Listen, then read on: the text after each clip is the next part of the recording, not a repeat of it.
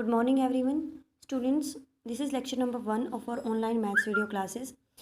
Today we are going to start our chapter number 2, inverse trigonometric functions. देखिए, हमारे पास एक function है x से लेकर y तक such that f of x is equal to y is 1 1 and onto. अगर एक function है x से लेकर y तक f of x equal to y, अगर वो 1 1 हो और ऑन टू हो, तब हम एक यूनिक फंक्शन डिफाइन कर सकते हैं g y से लेकर x तक. यहाँ पे x से लेकर y तक था, तो अब y से लेकर x तक such that g of y is equal to x. Then इस फंक्शन g को हम इन्वर्स कहेंगे f का. Okay, function g is the inverse of the function f. ये होते हैं इन्वर्स फंक्शंस. ओके, तो दैट मीन्स हम ये कह सकते हैं किसी भी फंक्शन का इन्वर्स एग्जिस्ट करेगा अगर वो फंक्शन 1 1 ऑन टू हो. अगर फंक्शन 1 1 ऑन टू नहीं है तो आपका फंक्शन का इन्वर्स एग्जिस्ट नहीं करेगा. अब हम देखते हैं inverse trigonometric functions.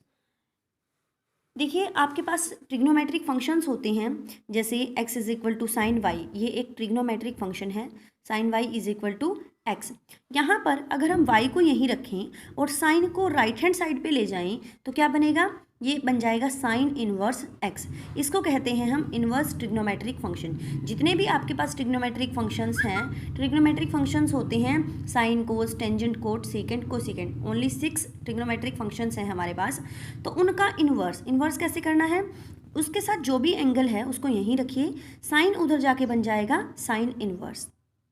Okay, then इस y की वैल्यू साइन इन्वर्स x को अगर आप इससे यहाँ पुट कर देते हो, साइन y की वैल्यू है sine inverse x equals to x.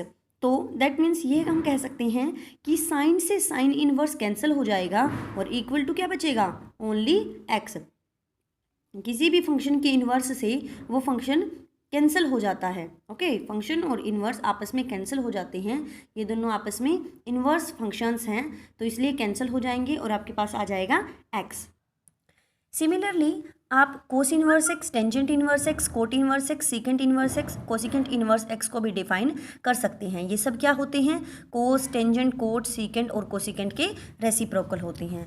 एक जो मस्ट इम्पॉर्टेंट चीज़ है, ये देखिए, sign inverse x 1 by sine x नहीं होता. नॉर्मली तो हम यही कहते हैं जैसे एक्स इन्वर्स हो, तो एक्स इन्वर्स को हम क्या लिखेंगे? 1 बाय एक्स. यहाँ पे पावर माइनस में है, नीचे आके पावर किस में हो जाएगी? प्लस में. तो ये साइन इन्वर्स एक्स ऐसा नहीं है कि यहाँ पे पावर माइनस में है तो नीचे जाके पावर प्लस में हो जाएगी. नहीं, ये एक अलग से फंक्शन होता है साइन इन्वर्स एक्स, साइन का इन्वर्स, ना कि ये साइन का रेसिप्रोकल है. ये जो आपका इन्वर्स है वो रेसिप्रोकल को शो नहीं करता, वो एक अलग से फंक्शन आ जाता है आपके पास साइन का inverse, sine inverse x. Next है आपके पास principal value branches of inverse trigonometric function. Inverse trigonometric functions की प्रिंसिपल वैल्यू ब्रांच. अभी अभी हमने पढ़ा कि किसी भी फंक्शन का इन्वर्स कब एग्जिस्ट करता है? जब वो फंक्शन 1 1 ऑन टू होता है. 1 1 ऑन टू का मतलब क्या है? देखिए, अगर आप लोगों को जैसे ये हमारे पास डोमेन है और ये को डोमेन है 1 2 3. यहाँ पे हमने ले लिया ए बी सी, तो 1 ए के कोरस्पोंडेंस में है, 2 बी के साथ जाएगा, 3 सी के साथ. ये हमने कोई फंक्शन लिया एफ ऑफ एक्स. ये कोई फंक्शन है, इस टाइप से डिफाइनिंग है कि एफ ऑफ 1 ए है, एफ ऑफ 2 बी है और एफ ऑफ 3 सी है. ओके, तो ये फंक्शन 1 1 क्यों है? क्योंकि एक एलिमेंट का एक एलिमेंट के साथ ही कोरस्पोंडेंस बना हुआ है. ऐसा नहीं है कि दो एलिमेंट्स का किसी एक एलिमेंट के साथ उसको कोरस्पोंड किया गया है, उसका रिलेशन बनाया गया है. एक एलिमेंट के साथ ही रिलेशन में है तो ऐसे फंक्शन को 1 1 कहा जाता है. और ऑन टू क्या होता है? ऑन टू होता है आपका पीछे वाले जो आपकी कोडोमेन है, पीछे वाला जो सेट है, उसके हर एक एलिमेंट को डोमेन में एक प्री इमेज मिले. हर एक एलिमेंट को डोमेन में प्री इमेज मिले. ऐसा यहाँ पे कोई एलिमेंट ना हो, जैसे अगर मैं यहाँ डी लिख देती हूँ बीच में और उसको किसी के साथ उधर एसोसिएट नहीं किया जाता है तो ये फंक्शन ऑन टू नहीं होगा. ऑन टू होता है जब कोडोमेन के हर एक एलिमेंट को आगे वाले सेट डोमेन में प्री इमेज मिलती है. तो ये है 1 1 ऑन टू. अगर आपको क्लियर नहीं था, बट आई होप आपने ये 11th क्लास में किया होगा 1 1 ऑन टू फंक्शंस.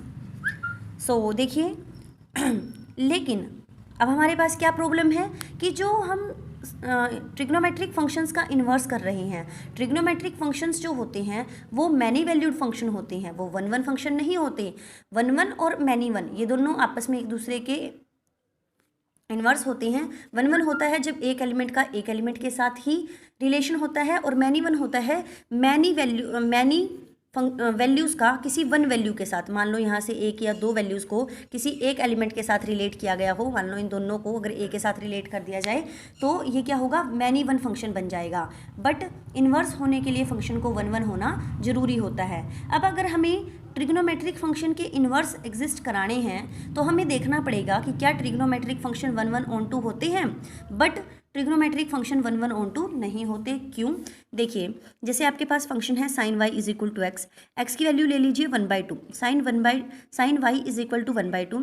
साइन में 1/2 कितने पर होता है, π/6 पर होता है। So sine Y is equal to sine π/6 आपने 11th क्लास में किया है, चैप्टर नंबर 3 में। Sine theta is equal to अगर साइन अल्फा हो तो थीटा की वैल्यू क्या आती है, n पाई प्लस -1 की पावर n और अल्फा, तो y की वैल्यू क्या आएगी, n पाई प्लस -1 की पावर n π/6। तो यहाँ पर क्या है, आप n की वैल्यू रखते जाएंगे और आपके पास डिफरेंट वैल्यूज़ आती जाएंगी। अगर आप n की वैल्यू 0 रखते हो तो ये 0 और -1 की पावर 0 किसी की पावर 0 1 हो जाएगा, तो आपके पास फर्स्ट आंसर आएगा π/6। सेकंड देखिए, अगर आप n की वैल्यू 1 रखते हो तो यहाँ बनेगा 1 इंटू पाई प्लस -1 की पावर 1 -1 आ जाएगा और π/6, पाई माइनस π/6। ऐसे ही जब आप 2 रखोगे तो ये आएगा 2 पाई प्लस π/6। तो आपने देखा कि जो ये 1/2 है ये बहुत सारी ये जो आपका हो गया मैनी वैल्यूड फंक्शन बन गया, क्योंकि इन सभी वैल्यूज़ पे साइन π/6 वो भी 1/2 आएगा, साइन पाई माइनस π/6 वो भी 1/2 आएगा, साइन 2 पाई प्लस π/6 ये भी 1/2 आएगा। तो बहुत सारी वैल्यूज़ को एक इमेज मिल रही है 1/2। इन सभी वैल्यूज़ के लिए हमारे पास एक ही इमेज है 1/2। तो हम कह सकते हैं कि जो साइन एक्स फंक्शन है वो मैनी वैल्यूड फंक्शन है। सो अब हम इसका इन्वर्स कैसे एग्जिस्ट कराएं, उसके लिए हमें क्या करना पड़ेगा, इसकी डोमेन में एक रिस्ट्रिक्शन लगानी पड़ेगी कि आप डोमेन का उतना पार्ट ले लीजिए जिसके लिए दोबारा वैल्यू रिपीट ना करें। अब जैसे देखिए, अगर हम पूरे की बात करते हैं, आपका 0 से लेकर 2 पाई तक या -2 पाई से 2 पाई तक, यहाँ पर क्या हो जाएगा, आपका बहुत सारी ऐसी वैल्यूज़ होंगी जिनको एक ही वैल्यू एज अ इमेज मिलेगी। जैसे यहाँ पर आपने देखा कि ऐसे और भी बहुत सारे नंबर्स आएंगे जिनको 1/2 एज अ इमेज मिलेगी। बट अब हम क्या करें, अगर हम डोमेन पर रिस्ट्रिक्शन लगा दें, देखिए, if we impose the condition in order to convert it into 1 to 1, इसको 1 1 बनाने के लिए we impose such a condition on its domain so that in this domain there is no turn in the graph of the function. हम क्या करेंगे, domain का उतना part ले लेंगे जिसमें उस फंक्शन में कोई टर्न ना आए, और -1 से 1 के बीच में जो रेंज होती है साइन एक्स फंक्शन की रेंज होती है -1 से 1, कोस एक्स की भी और साइन एक्स की भी, दोनों फंक्शन की रेंज चलती है -1 से 1। तो डोमेन का आप उतना पार्ट ले लीजिए जिसमें रेंज का हर एक वैल्यू आ जाए और उस फंक्शन में कहीं पर भी कोई टर्न ना आए। तो ऐसे रिस्ट्रिक्टेड इंटरवल्स को में से जो हमारी प्रिंसिपल वैल्यू ब्रांच होती है वो बन जाती है। जैसे देखिए, अगर आप -3/2 से -π/2 तक का इंटरवल लें तो उसमें रेंज, जैसे साइन फंक्शन के ऊपर अगर आप ये सिर्फ इस डोमेन में साइन फंक्शन अप्लाई करते हो तो रेंज का हर एक वैल्यू आ जाएगी -1 से 1। अगर आप -π/2 से π/2 तक लेते हो, -π/2 से π/2, -90 से +90, ओके, सिर्फ इतनी ही डोमेन अगर आप लेते हो तो भी रेंज की सारी वैल्यूज़ आएंगी और इस इंटरवल में जो हमारा ग्राफ होगा वो टर्न नहीं करेगा। ऐसे ही π/2 से 3π/2 तक, तो इनमें आप कोई सा भी इंटरवल ले सकते हो। यहाँ पे ये फंक्शन जो है हमारा साइन एक्स ये 1 1 हो जाएगा और उसकी रेंज क्या बन जाएगी, -1 से 1। सो इन सभी ब्रांचेज में the branch having -π/2 to π/2 is called the principal value branch of sine inverse x. जो -π/2 से π/2 वाली ब्रांच है उसको हम प्रिंसिपल वैल्यू ब्रांच कहते हैं। और भी ब्रांचेस बन सकती हैं, जैसे हमने अभी भी देखा, ये था हमारा, ये देखिए -3π/2 से -π/2, -π/2 से π/2 और π/2 से 3π/2, बहुत सारी ब्रांचेस बन सकती हैं। बट हमने जो ये ओरिजिन के साथ में है क्योंकि इसमें बीच में जीरो भी आएगा ना आपका, तो इसलिए -π/2 से π/2 में जो ये ब्रांच बनेगी इसको हम प्रिंसिपल वैल्यू ब्रांच कहेंगे साइन फंक्शन की। अब देखिए यहाँ से ये है आपके पास y = sin इनवर्स x, इसकी जो डोमेन होगी वो है -1 से 1 और जो इसकी रेंज है या प्रिंसिपल वैल्यू ब्रांच है वो है -π/2 से π/2। ऐसे ही कोस इनवर्स x की डोमेन -1 से 1 और रेंज है 0 से π। स्टूडेंट्स, अगर हम बात करते हैं साइन एक्स फंक्शन की, सिंपल ट्रिग्नोमेट्रिक फंक्शन की, तो जो आपका अब डोमेन बन रहा है वो साइन एक्स फंक्शन की रेंज होगा और जो रेंज है वो उसकी डोमेन होगा। साइन एक्स फंक्शन की डोमेन -π/2 से π/2 और रेंज होगा -1 से 1। बट जब हम इन्वर्स फंक्शंस को डिफाइन करते हैं तो वहाँ पे डोमेन कोडोमेन बन जाता है और कोडोमेन डोमेन बन जाता है। जैसे आपने ये फर्स्ट यहाँ पे देखा था f(x) से y तक का फंक्शन था, x डोमेन था, y कोडोमेन था, लेकिन जो इन्वर्स फंक्शन होता है उसमें जो y कोडोमेन था अब डोमेन बन जाएगा और जो x डोमेन था वो कोडोमेन बन जाएगा। सो यहाँ पे डोमेन और कोडोमेन चेंज हो जाते हैं। तो वैसे ही यहाँ पे आएगा हमारा, तो ये इन फंक्शंस की प्रिंसिपल वैल्यू ब्रांच है, ये आपको लर्न करनी है। साइन इनवर्स x और ये आपका कोसिकेंट इनवर्स x है, ये दोनों देखिए इनका सेम मिलेगा -π/2 से π/2, बस कोसिकेंट इनवर्स x में -0 कर दोगे। यहाँ पे 0 नहीं ले सकते आप, क्योंकि जो कोसिकेंट फंक्शन होता है वो साइन x का रेसिप्रोकल होता है और जहाँ पे अगर साइन 0 हो गया देन कोसिकेंट, देखिए अगर आप बात करते हो कोसिकेंट 0 की तो वो बनेगा 1/sin 0 और 1/sin 0 क्या होता है 0, समथिंग अपॉन 0 इन्फिनिटी। तो जो कोसिकेंट 0 होता है वो आपका डिफाइन नहीं है क्योंकि उसकी वैल्यू इन्फिनिटी आ रही है, तो यहाँ पे आप उसका इन्वर्स नहीं फाइंड आउट कर पाओगे। तो इसलिए हमने 0 पॉइंट को इसमें से निकाल दिया है अपने इंटरवल में से, क्योंकि 0 पे फिर ये कोसिकेंट इनवर्स x जो है हमारा, कोसिकेंट इनवर्स x जो है कभी भी 0 वैल्यू नहीं देगा। इसकी जो रेंज आएगी वो हमेशा -π/2 से π/2 के बीच में होगी, 0 आपको कभी नहीं मिलेगा। ऐसे ही कोस की देखिए, कोस में है 0 से पाई और सीकेंट इनवर्स में आएगा 0 से पाई, बट इसमें से आप π/2 माइनस कर दोगे। क्यों? क्योंकि सीकेंट π/2 भी क्या होता है, इन्फिनिटी होता है। जैसे कोसिकेंट 0 आपका इन्फिनिटी होता है, something upon 0 infinity, cosecant 0 infinity होता है, ऐसे ही साइन सीकेंट π/2 भी इन्फिनिटी होता है। तो इसलिए इस π/2 पॉइंट को इसमें से निकाल दिया गया है। उसके बाद है आपका टेन इनवर्स x की रेंज क्या होगी, -π/2 से π/2 और कोट इनवर्स x की रेंज क्या होगी 0 से पाई। अब देखिए यहाँ पे जैसे ये आपका साइन एक्स फंक्शन का ग्राफ है, ये हमारा साइन एक्स फंक्शन का ग्राफ है। देखिए अभी हमने क्या कहा था कि y की वैल्यू ले लीजिए 1/2, 1/2 क्या से ये 0 है, ये 1 है आपका, इनके बीच में 1/2। अब ये है 1/2, अगर आप इस लाइन को एक्सटेंड करते हो तो ये देखिए, तो इस पॉइंट पे कट हुआ, एक ये पॉइंट है, एक ये पॉइंट है, एक ये पॉइंट, ऐसे ही आपके पास बहुत सारी वैल्यूज़ आती जाएंगी। जैसे अभी हमने निकाला था कि y की वैल्यू 1/2 लेके x की डिफरेंट वैल्यूज़ आई थी, तो ये x की डिफरेंट वैल्यूज़ ही हैं आपकी, जहाँ पे ये x की वैल्यू y की वैल्यू 1/2 इसको कट कर रहा है। तो इसमें क्या होगा कि मैनी वैल्यूड फंक्शन बन रहा है, बार बार इसमें टर्न आ रहे हैं और वही वैल्यू दोबारा से फिर से आपकी वही वैल्यू रिपीट हो रही है। तो हमने क्या किया, हमने इसकी प्रिंसिपल वैल्यू ब्रांच ले ली, सिर्फ साइन एक्स फंक्शन है, ये साइन इनवर्स का ग्राफ हो जाएगा, ये फंक्शन आपका, ये साइन इनवर्स एक्स का ग्राफ इसमें आपका चेंज हो जाएगा। जैसे साइन एक्स का ग्राफ ये था तो साइन इनवर्स एक्स का इसमें रोटेशन आ जाएगी, तो ये आपका साइन इनवर्स एक्स का ग्राफ बन जाएगा। तो इसमें देखिए जो ये ब्लैक पार्ट इन्होंने किया हुआ है यहाँ से लेके यहाँ तक का, -π/2 से लेके +π/2 तक का, ये आपकी 0 है, ये π/2 है और ये -π/2 है। तो -π/2 से लेके +π/2 तक का सिर्फ हमने इतना पोर्शन लिया और इस पोर्शन में अब कोई टर्न नहीं है। अब ये फंक्शन क्या हो चुका है, 1/1 हो चुका है, इसमें कोई भी जो वैल्यू है आपकी दोबारा से रिपीट नहीं होगी, सारी वैल्यूज सिर्फ एक बार ही आएंगी। तो सिर्फ हमने इतनी रिस्ट्रिक्शन ली है -π/2 से π/2, तो इतनी रेंज में ये फंक्शन आपका क्या हो जाएगा, 1/1/2 हो जाएगा और इसका हम इन्वर्स एग्जिस्ट करा सकते हैं। ऐसे ही देखिए ये आपके कोस एक्स फंक्शन का ग्राफ है और ये हो जाएगा कोस इन्वर्स एक्स का। यहाँ से ये आपको टेंजेंट एक्स और उनके टेंजेंट एक्स, कोसिकेंट, सीकेंट के ग्राफ दिए गए हैं और उनके इन्वर्स फंक्शंस के ग्राफ भी दिए गए हैं। अब देखिए आपके पास है example number 1 of exercise 2.1। Find the principal values of the following inverse trigonometric function. इन ट्रिग्नोमेट्रिक फंक्शंस की हमने प्रिंसिपल वैल्यू फाइंड आउट करनी है इन रेडियंस में। तो देखिए साइन इनवर्स 1/√2 इसका हमने प्रिंसिपल वैल्यू फाइंड आउट करनी है। तो इसको आप अज्यूम कर लीजिए थीटा, वेयर थीटा क्या है, प्रिंसिपल वैल्यू है साइन इनवर्स 1/√2 की। प्रिंसिपल वैल्यू कैसे, जैसे देखिए ये आपको अब डिफरेंट साइन वाई को इक्वल टू एक्स लेके, एक्स की वैल्यू जब आपने 1/2 रखी, sine Y is equal to 1/2, इसमें क्या हुआ, इसमें आपके पास डिफरेंट वैल्यूज आई, π/6, π-π/6, 2π + π/6।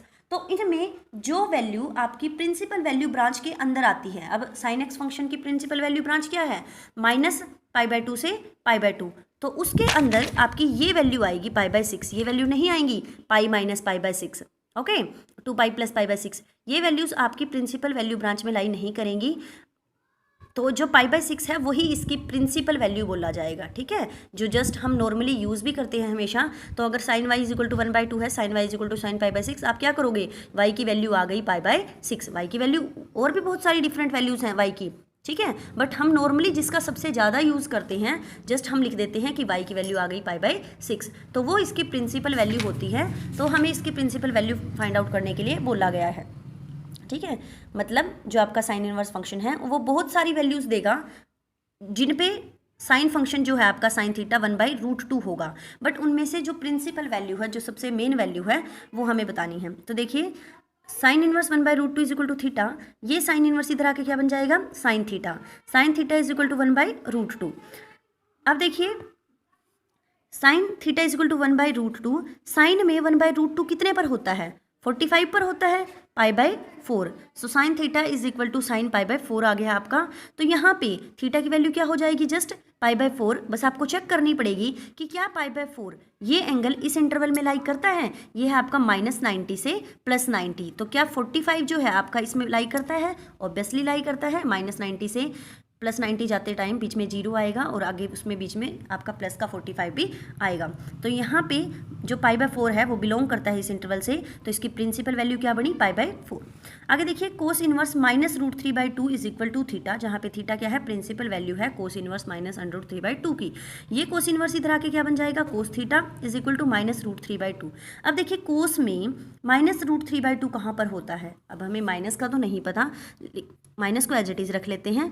कोस में √3/2 कहाँ पर होता है, ये होता है कोस π/6 पर, ओके, कोस π/6, कोस 30 में होता है √3/2।